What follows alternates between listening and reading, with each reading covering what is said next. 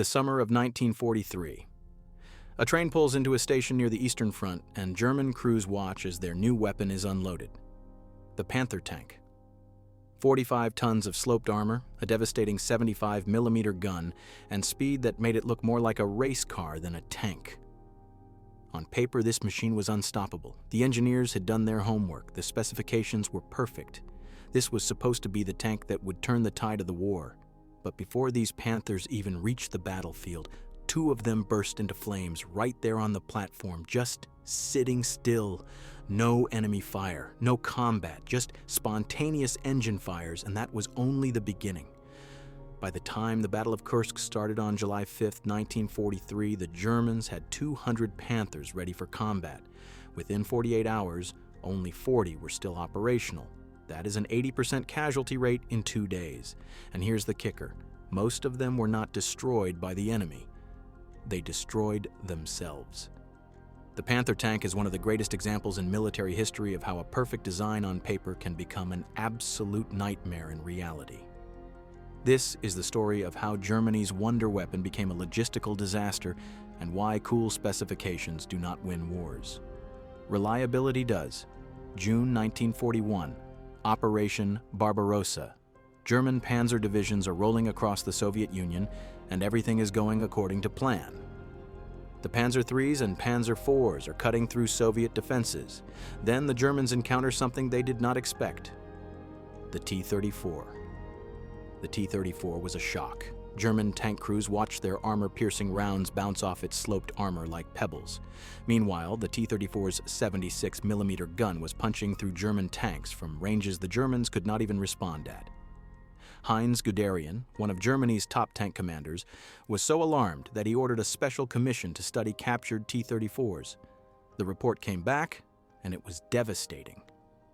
The T-34 had everything the German tanks lacked: thick, sloped armor that was more effective than thicker flat plates, a powerful gun, wide tracks that could handle mud and snow, and most importantly, it was simple and reliable. The T-34 was not fancy. It was brutal and effective. Germany needed an answer, and they needed it fast. In November 1941, just 6 months into Barbarossa, German manufacturers received orders to design a new medium tank that could counter the T-34 and replace both the Panzer III and Panzer IV.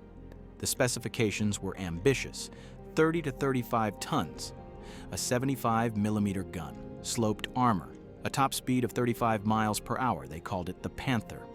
2 companies submitted designs: Daimler-Benz and Maschinenfabrik Augsburg-Nürnberg, or MAN. The Daimler-Benz design looked almost identical to the T-34 because Daimler had essentially copied all of the T-34's best features. It had a rear-mounted diesel engine, leaf spring suspension, and the same basic layout. Adolf Hitler loved it. He wanted a German T-34, but there was a problem. The Daimler design would take too long to produce. Germany did not have the aluminum or the diesel engines needed to build it in large numbers, and they certainly did not have time. The Eastern Front was eating tanks faster than Germany could replace them, so in May 1942 they went with MAN's design instead. The MAN Panther kept the traditional German tank layout, front-mounted transmission, rear engine, and complicated interleaved road wheels. It used a gasoline engine instead of diesel, and crucially, it used an existing turret design, which meant production could start faster. But here's where things started to go wrong. The Panther was supposed to weigh 30 to 35 tons, but Hitler kept demanding more armor, thicker frontal plates, better protection. By the time the final design was approved, the Panther weighed 45 tons.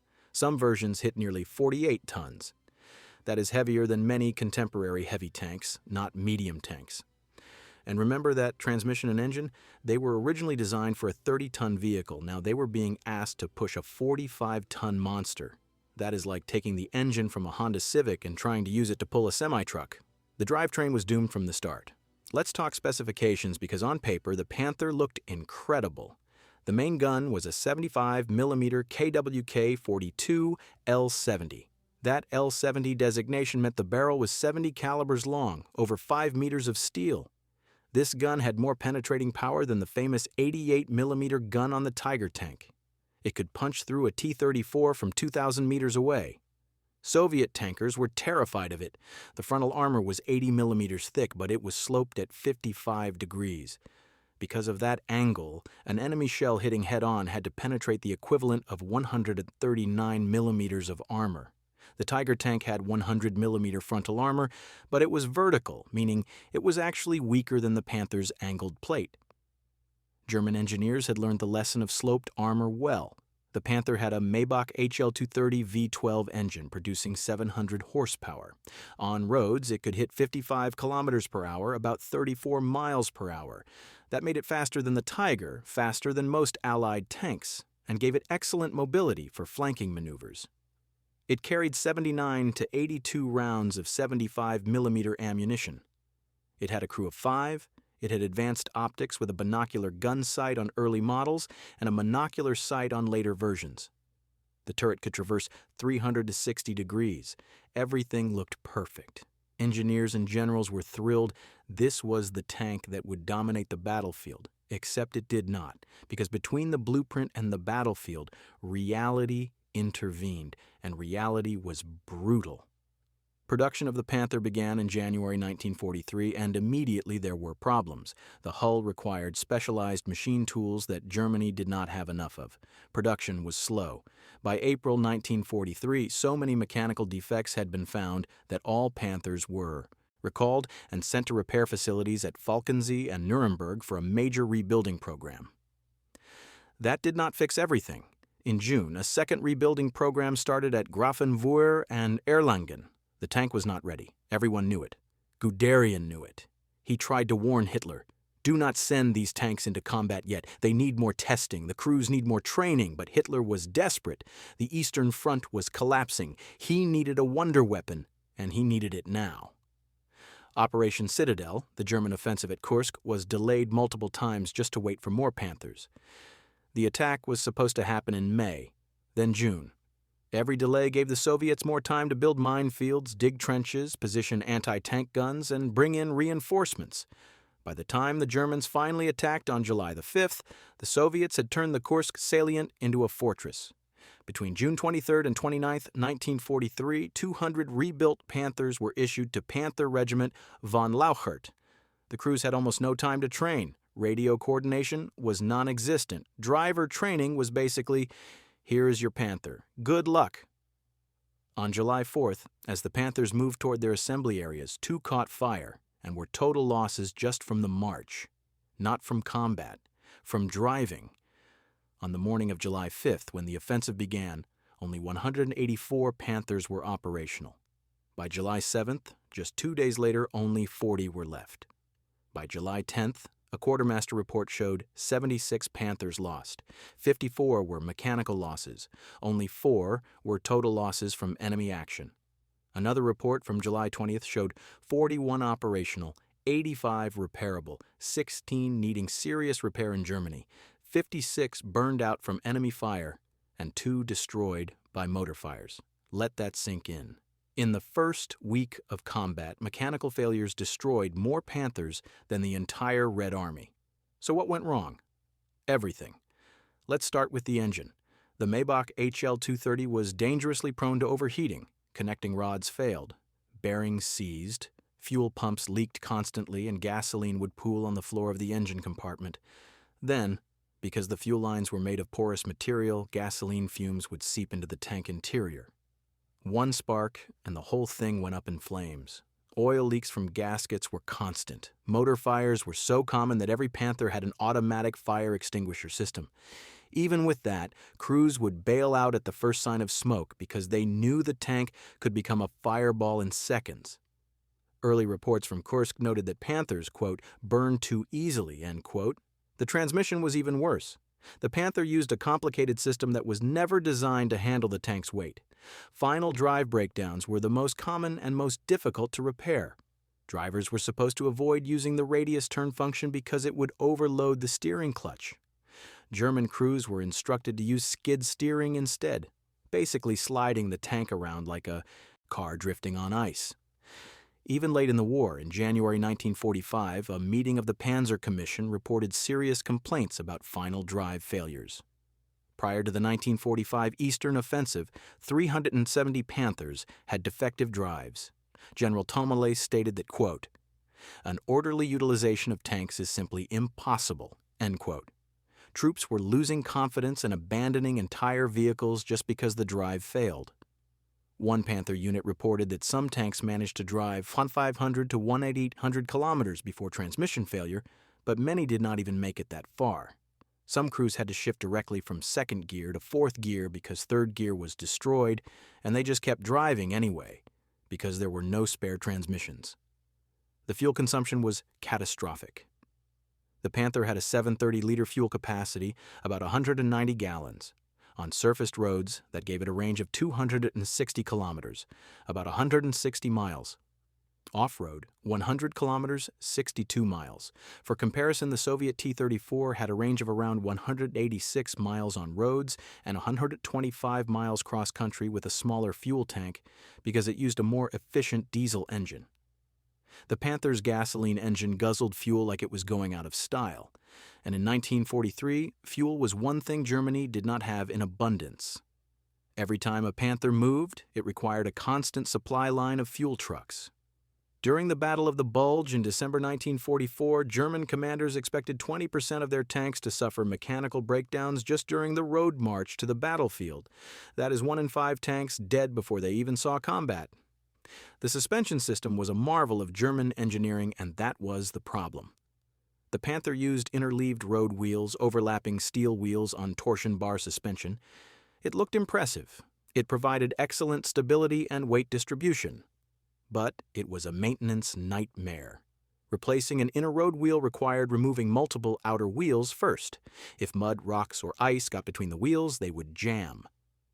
In the harsh Russian winter, the wheels would freeze solid overnight, and crews would have to spend hours thawing them out before the tank could move.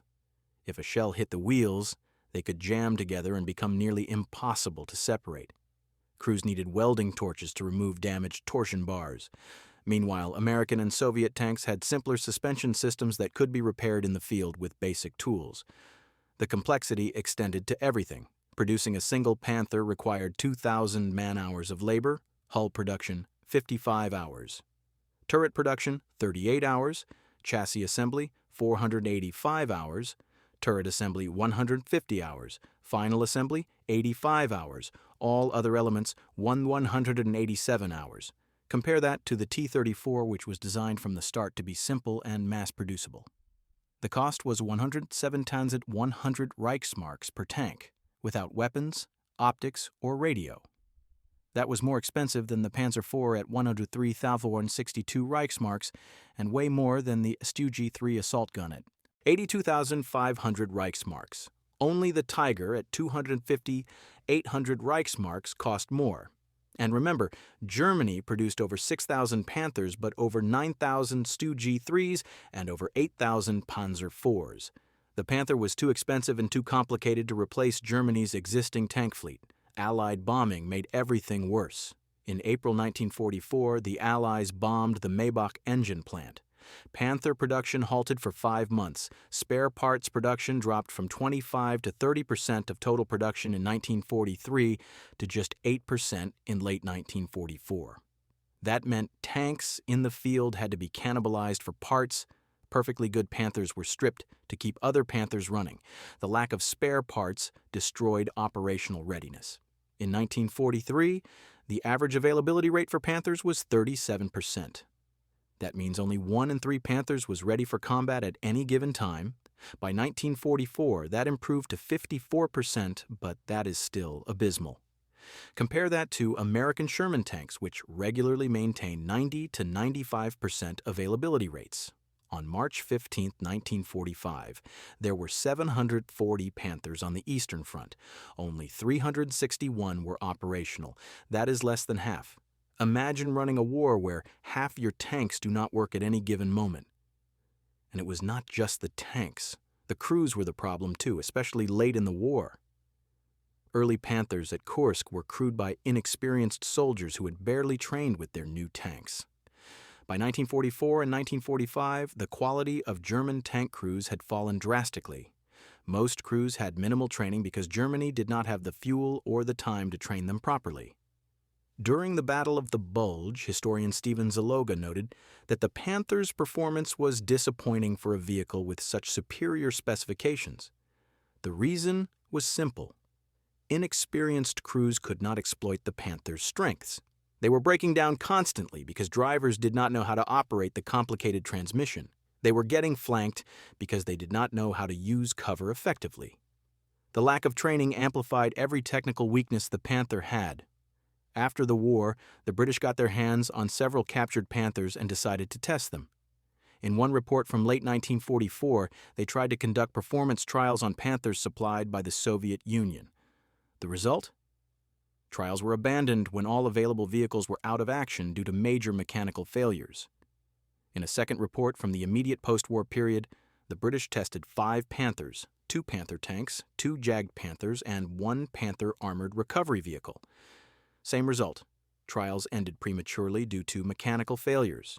The primary problems were steering mechanism failures and engine fires.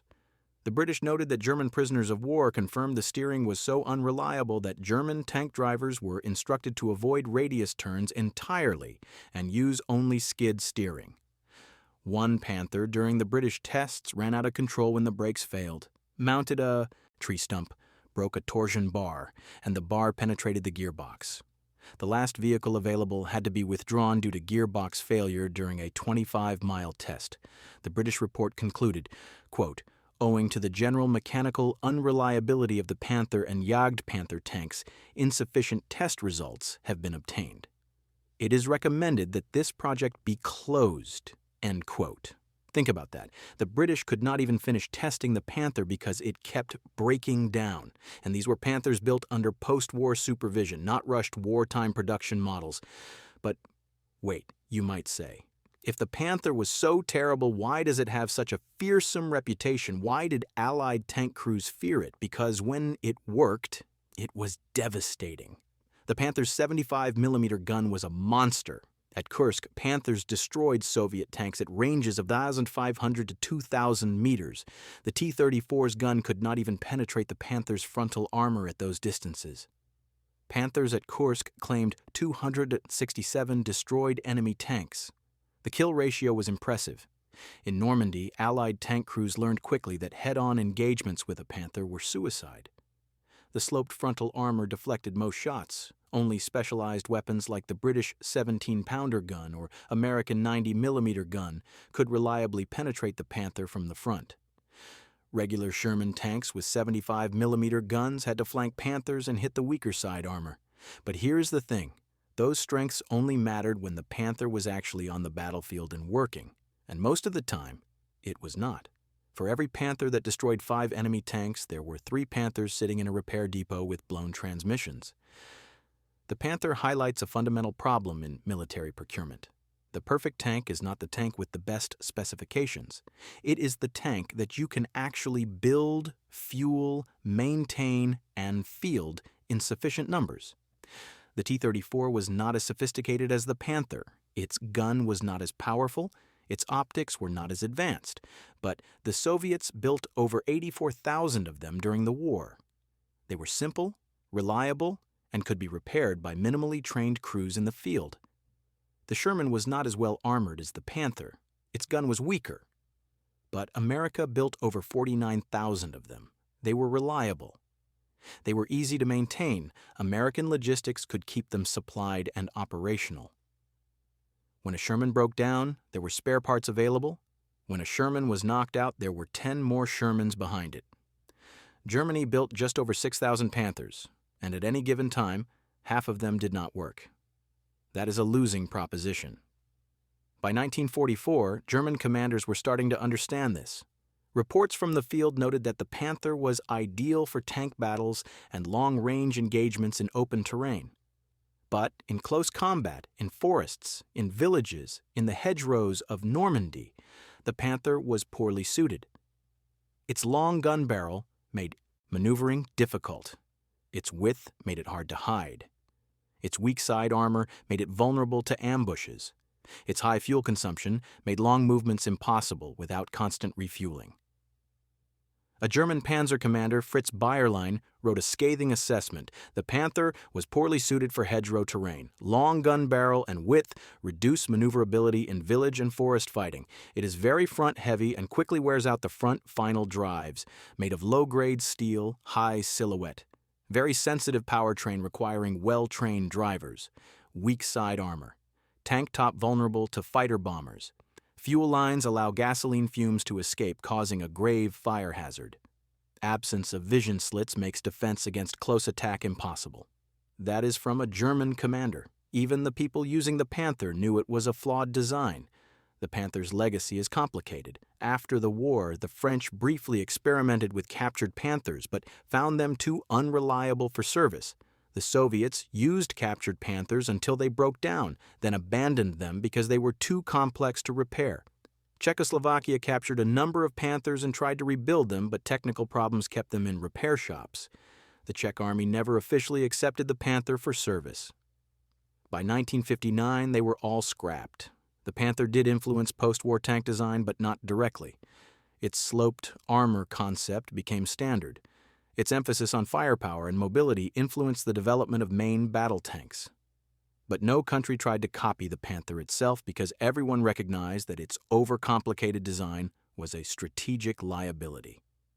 The lesson of the Panther is clear. Specifications are not destiny. On paper, the Panther had everything: firepower, armor, speed, advanced engineering. But paper does not win wars. Tanks that actually work win wars. Tanks that can be produced in large numbers win wars. Tanks that can be repaired in the field win wars. The Panther was a genius design that failed because Germany tried to skip the boring parts. They skipped extensive testing. They skipped proper crew training. They skipped building adequate repair infrastructure. They skipped designing for reliability instead of complexity. And they paid the price. At Kursk, the Panther's debut was a disaster. Operation Citadel was delayed twice because of Panther production problems, giving the Soviets time to prepare impenetrable defenses. When the battle finally started, most Panthers broke down immediately. The few that worked performed well, but it was not enough. The delay caused by waiting for Panthers may have cost Germany the battle, and the Battle of Kursk was arguably the turning point of the entire Eastern Front. After Kursk, Germany never regained the strategic initiative in the East. The Red Army pushed forward relentlessly. By 1945, Soviet tanks were at the gates of Berlin, and along the way, fields across Eastern Europe were littered with broken-down Panthers, abandoned by crews who could not fix them and could not afford to wait for spare parts that would never arrive. In the end, the Panther proves a truth that applies far beyond World War II tank design. You can have the most impressive technology in the world, but if it does not work reliably, it is worthless.